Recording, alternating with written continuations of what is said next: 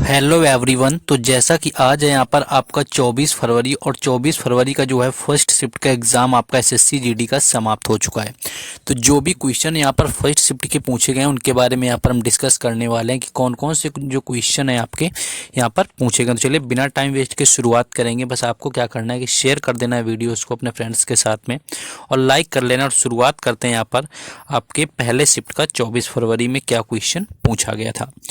पहला देखिए क्वेश्चन यहाँ पर आपका डांस से आया हुआ था कि रंगाबाती नृत्य किस राज्य का है। देखिए ये जो डांस है इससे पहले मैंने पीवाईक्यू में नहीं देखा है, मुझे तो नया लगा, शायद आपने देख रखा हो। नया नृत्य है ये, कम ही पूछा गया है, अगर एक दो बार ही आया होगा शायद, लेकिन ज़्यादा नहीं पूछा गया। तो रंगाबाती अगर नृत्य की बात करें तो इसका जो राइट आंसर हो जाएगा वो हो जाएगा उड़ीसा, यानी कि उड़ीसा राज्य से इसका संबंध है जहाँ से आपका रंगाबाती नृत्य संबंधित है। तो उड़ीसा इस क्वेश्चन का राइट आंसर था। उड़ीसा के कुछ और पर्व भी यहाँ पर याद रखेंगे, जैसे कि आपका उड़ीसा का छऊ हो गया।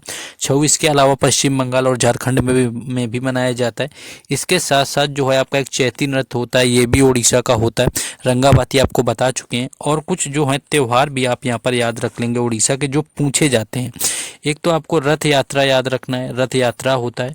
इसके साथ साथ एक आपको धानु यात्रा याद रखना है, धानु यात्रा भी कई बार पूछा जा चुका है। और धानु यात्रा के साथ साथ आपको रथ पर्व भी याद रखना है। तो रथ पर्व हो गया, धानु यात्रा, रथ यात्रा, ये त्यौहार हैं आपके उड़ीसा के। नृत्य की बात करें तो चैती नृत्य हो गया, छऊ नृत्य हो गया, रंगाबाती नृत्य हो गया, ये सारे के सारे उड़ीसा से संबंधित हैं। नेक्स्ट क्वेश्चन आते हैं।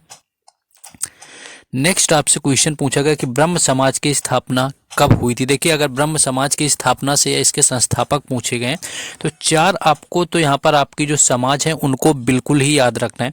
देखिए ब्रह्म समाज की बात करें तो इसकी स्थापना 1828 में हुई थी और करने वाले थे राजा राम मोहन रॉय, यानी कि राजा राम मोहन रॉय जो थे उनके द्वारा इसकी स्थापना करी गई थी। लेकिन इसके अलावा आपको और क्या याद रखना है, एक आपको याद रखना है 1867 का प्रार्थना समाज, यानी कि 1867 में जो है प्रार्थना समाज की भी स्थापना करी गई और ये करी गई थी आत्माराम पांडुरंगा के द्वारा। 1867 की प्रार्थना समाज आत्माराम पांडुरंगा के साथ में। और 1873 आपको याद रखना है सत्य शोधक समाज, क्योंकि ये भी 10 बार कम से कम पूछा गया। तो सत्य शोधक समाज और इसकी स्थापना करी हुई थी ज्योतिबा फुले ने, यानी कि ज्योतिबा फुले के द्वारा 1873 में जो है सत्य शोधक समाज की स्थापना हुई। और 1875 में जो है यहाँ पर स्थापना करी गई थी आपके आर्य समाज की, जो कि बॉम्बे में हुई थी और ये हुई थी दयानंद सरस्वती के द्वारा। तो ये चारों आपको याद रखना है। 1875 में आर्य समाज दयानंद सरस्वती, 1873 में सत्यशोधक समाज ज्योतिबा फुले, 1867 में आपकी प्रार्थना समाज आत्माराम पांडुरंगा और 1828 में ब्रह्म समाज जो कि राजा राम मोहन रॉय के द्वारा। नेक्स्ट क्वेश्चन आपको यहाँ पर आर्टिकल से देखने को मिला है। क्वेश्चन था कि अनुच्छेद जो 103 होता है आपका आर्टिकल 103 वो किससे संबंधित है। देखिए आर्टिकल 123 की बात करें तो ये सदस्यों की जो अयोग्यता होती है उसका निर्णय करने के लिए ये बनाई गई, यानी कि जो सदस्य होते हैं वो किसी भी सदन का हो, राज्यसभा का हो या फिर लोकसभा का, और जो इनकी अयोग्यता पर सवाल उठाता है कि योग्यता से अगर ये बाहर होते हैं तो इनके बारे में जो निर्णय करने का यहाँ पर आर्टिकल होता है वो होता है 100 आपका 3, यानी कि 103 होता है। इसके साथ साथ में कुछ और आर्टिकल होंगे जिनको याद रखना है आगे के। अनुच्छेद 108 यानी कि आर्टिकल 108, और ये होता है संयुक्त बैठक के लिए, कई बार पूछा गया, अभी कल परसों ही पूछा गया था, तो इसको भी याद रख लेना 108। इसके अलावा एक और याद रखना है अनुच्छेद 280 जो कि होता है वित्त आयोग की स्थापना, यानी कि जो वित्त आयोग है वो अनुच्छेद 280 के तहत आता है। और एक मोस्ट इंपॉर्टेंट याद रखना है अनुच्छेद 76 यानी कि आर्टिकल 76 जो कि आता है महान्यायवादी के लिए, यानी कि महान्यायवादी के लिए भी आपको याद रखना है। और आर्टिकल 148 यानी कि अनुच्छेद 148 ये होता है कैग के लिए, यानी कि नियंत्रक एवं महालेखा परीक्षक है, वो अनुच्छेद 148 के तहत होता है। नेक्स्ट आगे देखेंगे। नेक्स्ट क्वेश्चन आपका बेबर से पूछा गया था कि बेबर जो है ये किसका मात्रक होता है। देखिए बेबर की बात करें तो बेबर आपका चुंबकीय क्षेत्र से संबंधित होता है, यानी कि जो चुंबकीय प्रवाह होता है उसका मात्रक होता है आपका बेबर। और चुंबकीय क्षेत्र की अगर तीव्रता की बात करें, यानी कि चुंबकीय क्षेत्र की जो तीव्रता होती है उसका मात्रक क्या होगा, तो उसका फिर होता है वेबर पर मीटर स्क्वायर, यानी कि चुंबकीय क्षेत्र की जब तीव्रता की बात करी जाएगी तो वेबर पर मीटर स्क्वायर उसका मात्रक यानी कि यूनिट हो जाएगा। यहाँ पर हेनरी भी फिर याद रख लो, क्योंकि हेनरी भी आगे पूछा जा सकता है। जब इस चैप्टर में आए हैं अगर मात्रक पूछने के लिए, तो आगे भी हो सकता है कि आपसे इन्हीं चैप्टर से मात्रक पूछ लिया जाए। तो प्रेरकत्व जो होता है ये होता है हेनरी का मात्रक। और ओम तो सभी को पता होगा, ओम तो शायद ही कोई भूलेगा, क्योंकि ओम जो होता है वो होता है प्रतिरोध का मात्रक। तो ओम का भी याद रखना है, ओम प्रतिरोध का, हेनरी आपका प्रेरकत्व का। ये यहाँ पर आपसे अगर पूछा गया तो फिर भी आपसे पूछा जाएगा।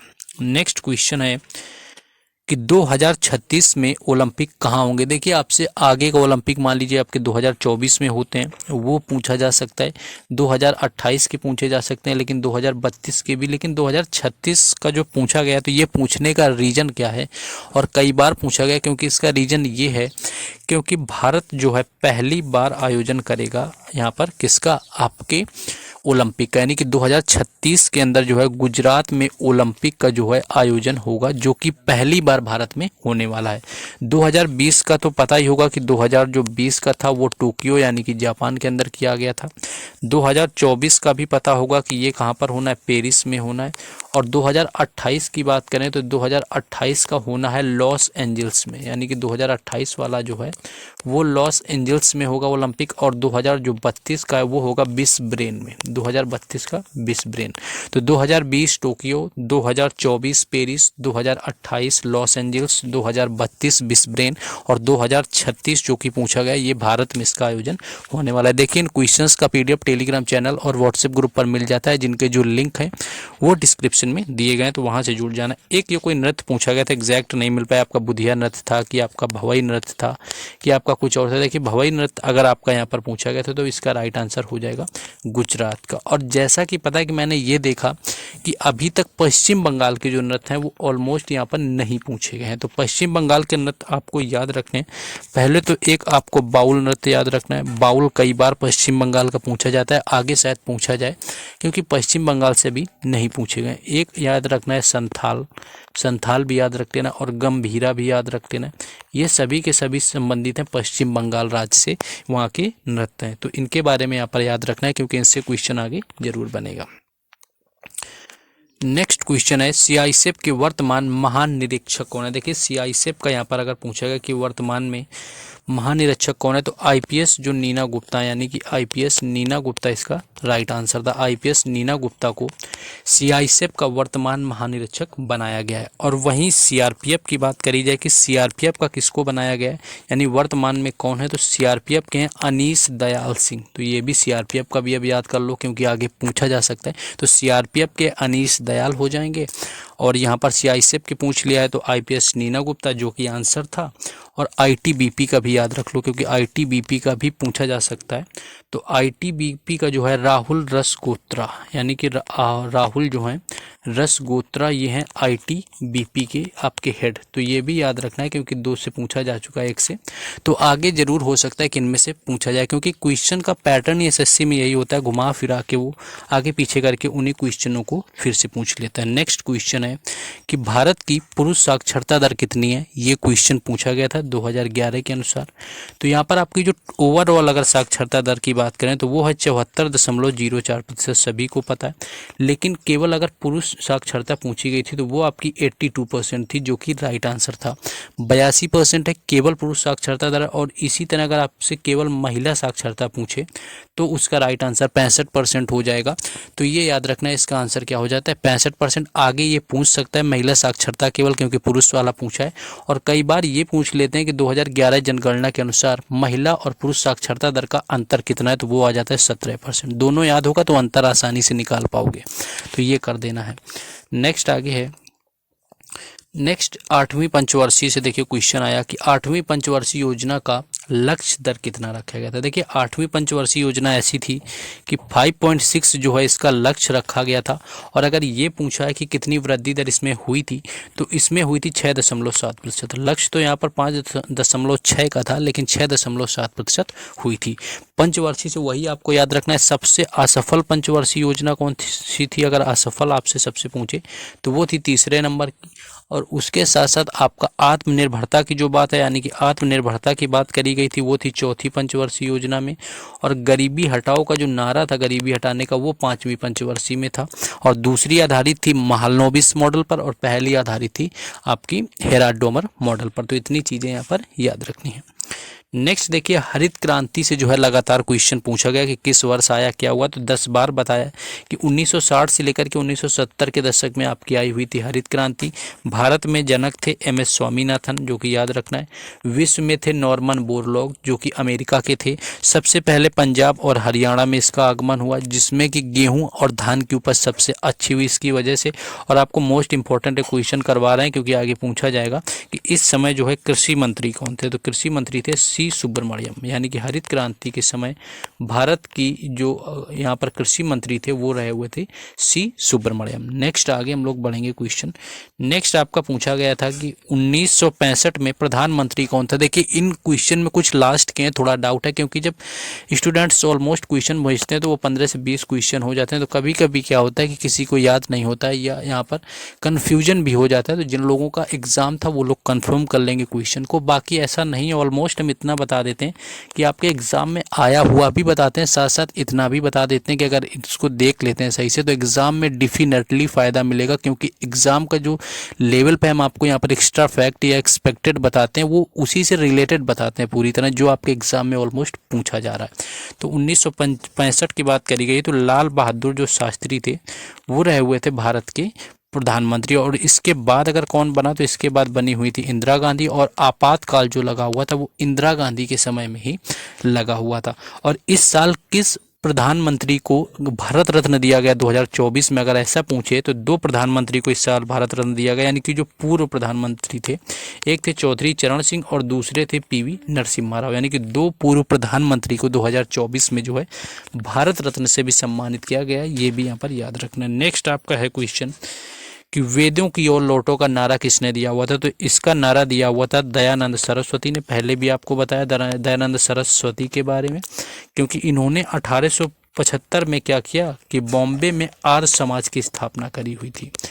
नेक्स्ट कुछ और क्वेश्चन आपका एक शायद मौलिक कर्तव्य से भी क्वेश्चन था, तो मौलिक कर्तव्य की बात करें अगर इसका अनुच्छेद पूछे तो 51A में दिया गया है। भाग अगर इसका पूछता है तो भाग 4A में दिया गया है। कब जोड़े गए पूछे तो 42वें संविधान संशोधन 1976 में जोड़े गए। किस देश से लिए गए पूछा जाए तो रूस से लिए गए। और तब कब कितने जोड़े गए थे तो 10 जोड़े गए थे। वर्तमान में कितने हैं 11 हैं। और 11वां कब जोड़ा गया 2002 में जोड़ा गया। और कौन सा संशोधन था 46वां संविधान संशोधन। इतनी चीज़ें याद कर लो, इसके बाहर मौलिक कर्तव्य में कुछ नहीं पूछा जाना है, परेशान होना है तो फिर होते रहो। नेक्स्ट कुछ क्वेश्चन और हैं यहाँ पर आपको बता देंगे, ऑलमोस्ट ऐसे ही हम आपको, जो कि शायद बाद में मुझे क्वेश्चन मिले। एक आपका पूछा गया था कि लिएंडर पेस का संबंध किससे। लिएंडर पेस की अगर बात करें तो इनका संबंध है टेनिस से, अगर आपसे लिएंडर पेस का पूछा गया।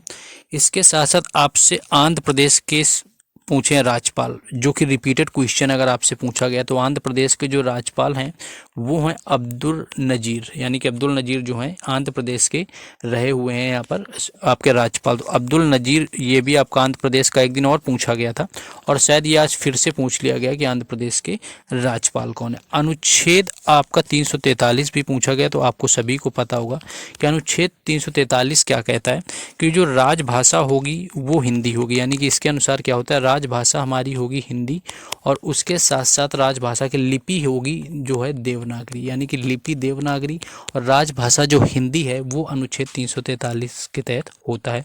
और एक क्वेश्चन था पंचायती राज को लेकर के, यानी कि जो पंचायती राज है वो किस भाग में है। तो पंचायती राज की बात करें तो पंचायती राज संविधान के भाग 9 में दिया हुआ है। बाकी इसमें आपका इसे जो संवैधानिक दर्जे की बात करें कि संवैधानिक दर्जा कब मिला, तो ये मिला हुआ था 1992 में, यानी कि पंचायती राज को संवैधानिक दर्जा मिला 1992 में 73वें और 74वें संविधान संशोधन में, जिसके तहत क्या हुआ इसमें कि 2 अनुसूची भी जोड़ी गई, एक 11वीं अनुसूची और एक 12वीं अनुसूची। 11वीं अनुसूची यहाँ पर आपके ग्राम पंचायत से संबंधित है, और 12वीं जो अनुसूची है ये संबंधित है नगर पालिका से। इनके विषय भी होते हैं, उनके बारे में कभी और बात करेंगे। तो ये था ऑलमोस्ट कुछ इस तरह के क्वेश्चन यहाँ पर पूछे गए थे। थोड़ा भी अगर सपोर्टिव लगता है तो आपको सपोर्ट भी करना है, लाइक करके शेयर करके, and do subscribe the channel, क्योंकि हर शिफ्ट का एनालिसिस आप जाएंगे तो आपको ऑलमोस्ट प्लेलिस्ट बनाए, हर शिफ्ट का एनालिसिस उसमें मिल जाएगा।